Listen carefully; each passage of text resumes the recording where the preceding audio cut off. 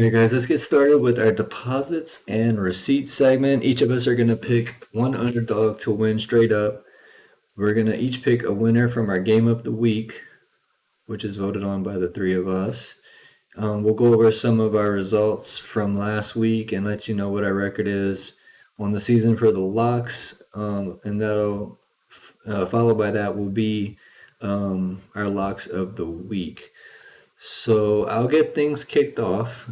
Now this week we did a little something different. We hid our picks from each other, so we can't see our picks. So nobody know. We might have some same picks. Nobody knows who we picked. So I'm gonna go ahead and reveal my first pick, my underdog pick up the week to win straight up is none other than Doom doom. the Houston Texans to upset the Jacksonville Jaguars on the road as 7-point underdogs. Lock it in, guys. All right. Bold, very bold. Mine, I'm actually changing on the spot. I just had a feel it came right now. My underdog pick to win this week, and I feel fantastic about it. It's gonna be a big reveal. None other than Let's let's go. I like the Jets too. I like the Jets too. talk myself into Ooh. and I just the Dolphins have too many injuries, so I like the Jets straight up. Yeah, and then both Tyreek Hill and Jalen Waddle came up on the injury report, so we don't know what their status is going to be for Sunday as well. Money I was maker. ho- I was holding my breath, and you weren't gonna pick the Raiders. No, not as my lock. All right, my underdog to win straight up this week is down in Cleveland. I'm gonna take.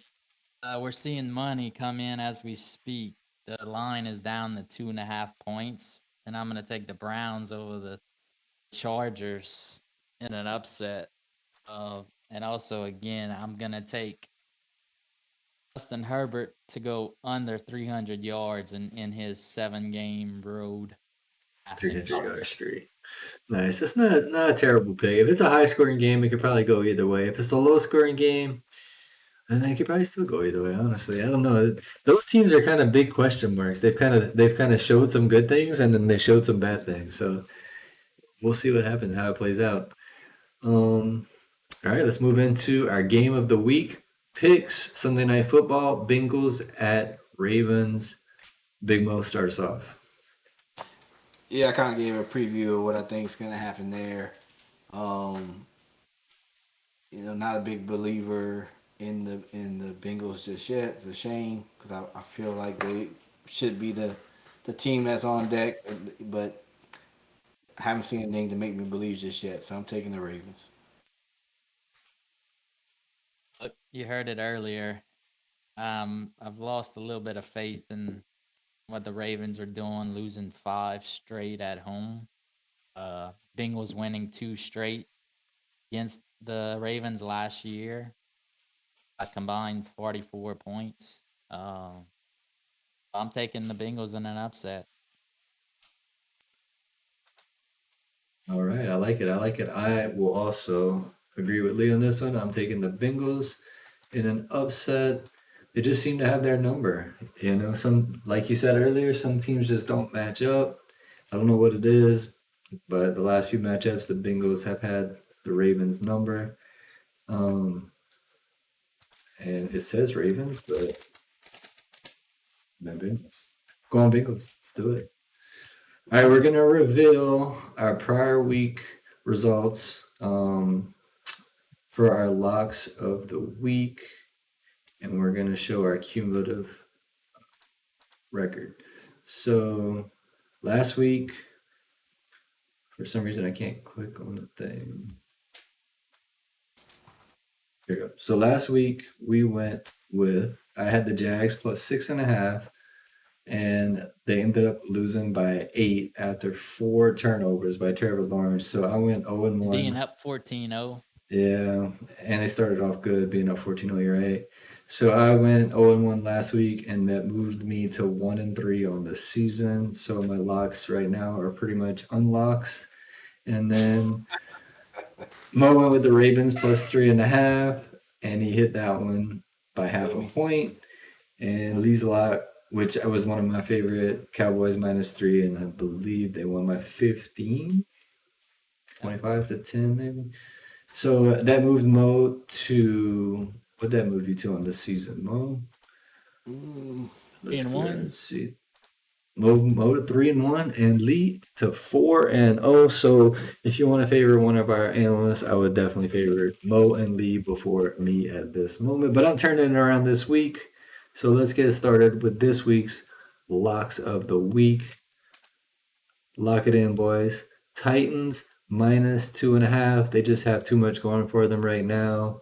You know, the gears are turning, everything's starting to click, and Washington is in a downhill spiral.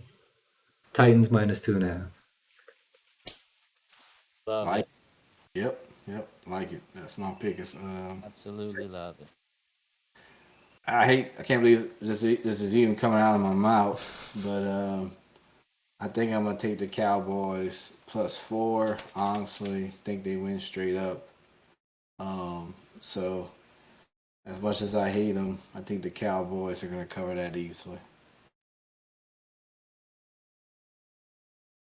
Oh, I hate it. Well, I hate I'm it. glad y'all finally jumping on the bandwagon. And listen, I'm not a Cowboys fan.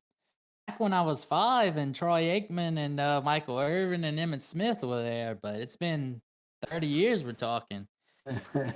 I'm just going with the smart bets. Look, Yep. I really hope you guys took my advice and laid the hammer down last week on those Cowboys -3 against the Commanders. I have to say it was pretty stress free, and they like Judd said, handled them by 15. Looking to keep my record perfect intact while I continue to focus in on those disrespected Cowboys team, specifically the defensive unit, which is why I'm going to bet Rams total points under 24.5. Couple reasons. Rams O line was exposed Monday night with many issues. Stafford was sacked 7 times and hit 11. He now faces the Cowboys, who are ranked second in sacks on the season. Rams are only averaging 17 points a game, having scored only once over the 24.5 this season. That was against the Falcons. Rams looked too one-dimensional, giving Cooper Kupp 19 targets last week. I mean, is that a record? 19? Yep. Talking, Prob. I mean, the Bears, they're only throwing the ball 17 times to the whole team. Come on. Yep. Anyway, on another point, Stafford leads the league in picks right now, while the Cowboys, on the other hand, are taking care of the ball and have only 1 turnover on the season. That was week 1 when Dak was there. Look for Cooper to continue taking care of the ball, being efficient, and playing behind that run game and defense to shorten the game. When you add it up, it doesn't scream a shootout to me. So, give me the Rams under 24.5. Lock it in.